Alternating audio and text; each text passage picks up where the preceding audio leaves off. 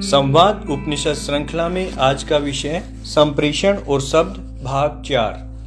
पाणिनि लिखते हैं, आत्मा बुद्धि के द्वारा अर्थों को जानकर अभिव्यक्ति की इच्छा रखता है, मन को प्रेरित करता है। मन जठराग्नि पर आघात करता है, उससे प्राणवायु प्रेरित होता है। यदि यह वायु उर स्थल में टकराता है तो मंद स्वर निकलता है। कंठ और सिर में क्रमशः मध्यम और तार स्वर निकलता है। जो वर्ण मुख से निकलते हैं उनके 5 विभाग होते हैं: स्वर, काल, स्थान, प्रयत्न और अनुप्रदान के योग से। नाभि स्थान में प्राणवायु बनता है, उर स्थान में स्वर रूप लेता है, सिर स्थान में स्वर ध्वनि रूप होता है। ध्वनि मुख में वर्ण रूप बन जाती है। नाभि, उर, सिर में वायु प्राण की वर्ण रूप अभिव्यक्ति नहीं होती, मुख स्थान में ही रहती है। उर स्थान के मंद्र स्वर को अनुदात या प्रातः स्वन कहते हैं। कंठ स्थान के मध्यम स्वर को मध्यंदिन स्वन और सिर स्थान के तार स्वर को उदात या साय स्वन कहते हैं। शब्द की उत्पत्ति संयोग, विभाग और शब्द से होती है। संयोग से मुख का एक स्थायी भाग है, दूसरा संचारी भाव है। स्थायी भाग को स्थान, संचारी को करण कहते हैं। स्थान के 8 भेद हैं: 3 बाहरी, उर, कंठ और सिर, 5 भीतरी, जिह्वा मूल, दंत, नासिका, ओष्ठ तथा तालु।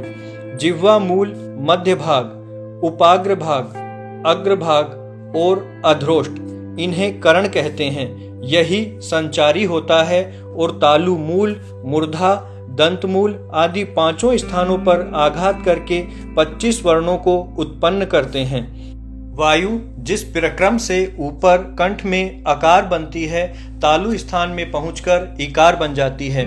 मूर्ध स्थान में ऋकार, दंत मूल में लृकार और ओष्ठ में उकार बन जाती है। एक ही प्राणवायु, एक ही आकार भिन्न भिन्न स्थानों में पहुंचकर ए, ई, री, लृ, उ 5 स्वरूप में बदल जाती है। एक ही एकार अक्षर के 5 भेद हुए। आकार रूप वाक, स्पर्श और उष्मा से नाना प्रकार की हो जाती है। स्थान और करण का संकोच प्रसारण होने से भिन्न भिन्न वर्णों की उत्पत्ति होती है। स्वरों के अवयव संकोच से घनीभाव होने पर स्वर व्यंजन बन जाते हैं। आकार के उच्चारण में जितना काल लगता है उस काल को मात्रा कहते हैं। एकार जब एकार से मिलता है तब उसे दीर्घ या द्विमात्रिक कहते हैं। त्रिमात्र या चातुर्मात्र अक्षर को प्लुत कहते हैं। एक मात्रिक ह्रस्व द्विमात्रिक की दीर्घ संज्ञा है।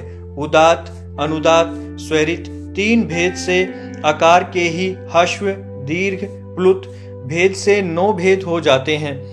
5 स्थान भेद, मात्र भेद, प्रक्रम भेद आदि से एक ही अक्षर के 42 निर्नुनासिक और 42 सानुनासिक 84 भेद हो जाते हैं। मुख के भीतर जो प्रयत्न होते हैं उनमें जहाँ स्थान और करण का स्पर्श होता है उसे स्पष्ट प्रयत्न कहते हैं।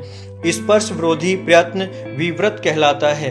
ए, ई, री, लृ, उ ये पूर्ण विव्रत स्वर हैं। अर्धमात्रिक, अभिनिधान, सान्निध्यक्षर आदि में विवृत्ति होती है।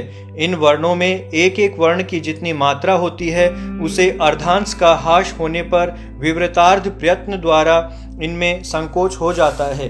तब वे एक मात्रिक स्वर से च्युत होकर अर्धमात्रिक व्यंजन हो जाते हैं। इकार तथा एकार की संधि होने पर जैसे इकार अर्धमात्रा से च्युत हो जाता है, उसी प्रकार एकार से इकार की संधि होने पर पूर्व एकार पर अर्धमात्रा से हित होकर अर्धमात्र एकार शेष रह जाता है। पाणिनि लिखते हैं, एकार ओकार में कंठ स्थानीय एकारी की अर्धमात्रा ही शेष रहती है। अर्धमात्र एकार व्यंजन होता है। पूर्व स्पष्ट न होने से स्वर भी है, अतः अंतस्थ कहलाता है। बाह्य प्रयत्न उर, कंठ, सिरों के 2 भेद हैं: सवार, नादघोष तथा विवार, श्वास अघोष। जिस उच्चारण में मृदुता के कारण बाह्य नली को फैलने नहीं दिया जाता वह संवार है। इसका विपरीत भाव विवार है। जिस उच्चारण में वायु अधिक और प्राण रूप अग्नि की मात्रा कम हो उसे श्वास कहते हैं। इसका विपरीत भाव नाद है।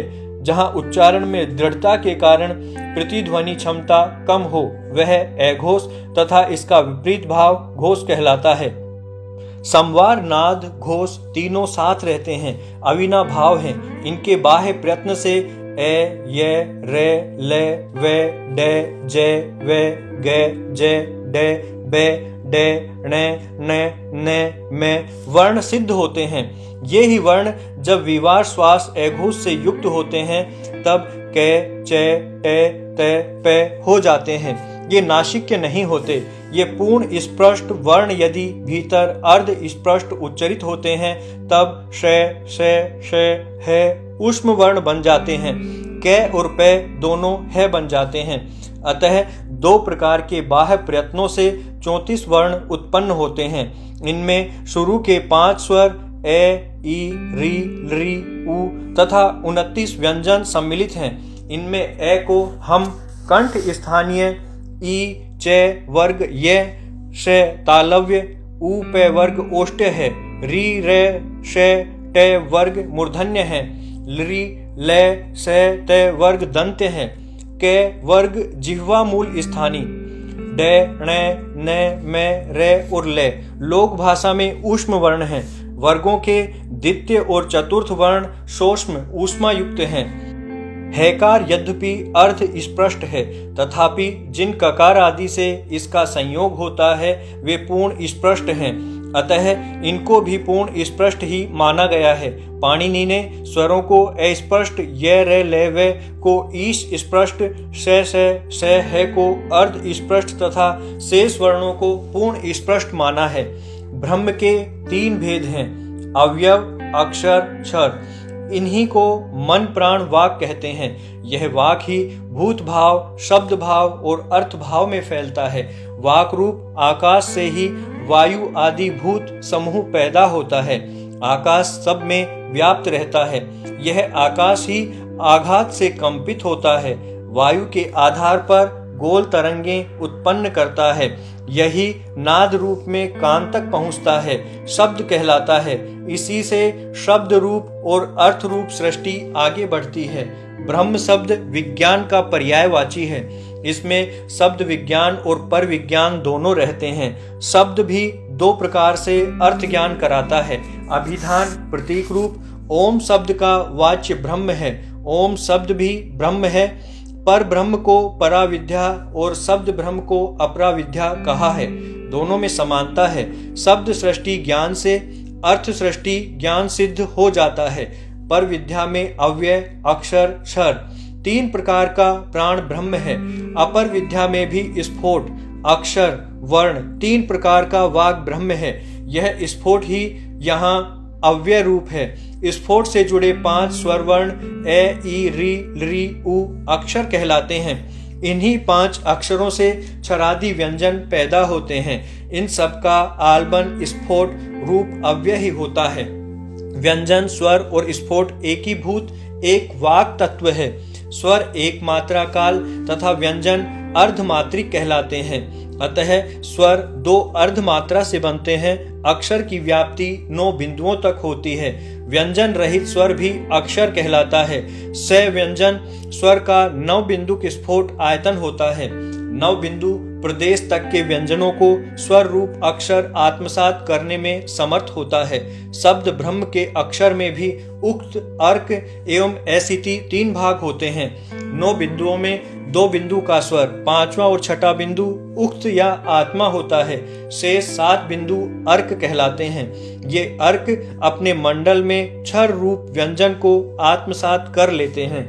केवल स्वर के अक्षर होने पर भी 9 बिंदु तक वर्तमान क्षर रूप व्यंजन स्वर रूप अक्षर की सत्ता से ही सत्तावान होते हैं। अतः इन व्यंजनों से युक्त स्वर अक्षर कहलाता है। स्वर के पूर्व या पश्चात व्यंजनों के होने पर व्यंजन विशिष्ट स्वर ही अक्षर कहलाता है।